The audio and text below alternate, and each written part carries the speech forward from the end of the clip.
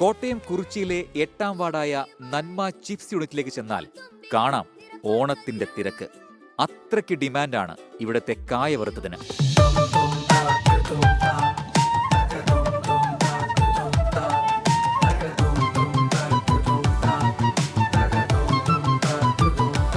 നാടൻ കായകൾ ശേഖരിച്ച് വൃത്തിയാക്കി അരിഞ്ഞ് നല്ല എണ്ണയിൽ വറുത്തെടുക്കുന്ന ഈ കായ വറുത്തത് രുചിയിലും മുന്നിൽ തന്നെ.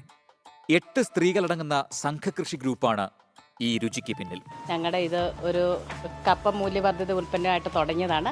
അപ്പം ഇവർ അതിന് ഉപരിയായിട്ട് ചിപ്സ് ഉണ്ടാക്കാറുണ്ടായിരുന്നു. അപ്പം ഓണക്കാലം ആകുമ്പോഴത്തേക്ക് കൂടുതൽ എല്ലാവരും ചോദിച്ചു വരുന്നത് ചിപ്സാണ്.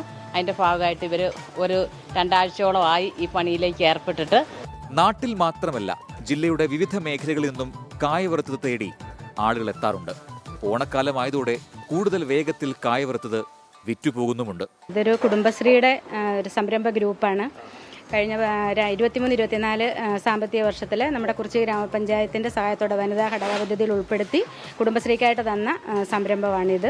ഇത് നല്ല രീതിയിൽ പോകുന്നുണ്ട്. മറ്റനേകം സംരംഭങ്ങളും നമ്മുടെ പഞ്ചായത്തിൽ കുടുംബശ്രീയുടെ വകയായിട്ട് പ്രവർത്തിക്കുന്നുണ്ട്. ഞങ്ങൾ എല്ലാ വർഷവും ഇതുപോലെ കപ്പ ഉൽപ്പാദനമാണ്. മിച്ചർ ഉണ്ടാക്കും, പക്കാവട ഉണ്ടാക്കും, മുറുക്കുണ്ടാക്കുന്നുണ്ട്. ഇപ്പോൾ ഞങ്ങൾ ഓണക്കിടുവായപ്പോൾ ഞങ്ങൾ ചിപ്സ് കൂടുതലായിട്ട് അതാ പോകുന്നത്.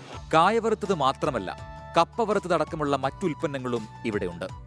എന്തായാലും ഓണക്കാലത്തെ വിജയം തുടരാനുള്ള തീരുമാനത്തിലാണ് ഈ സ്ത്രീ കൂട്ടായ്മ.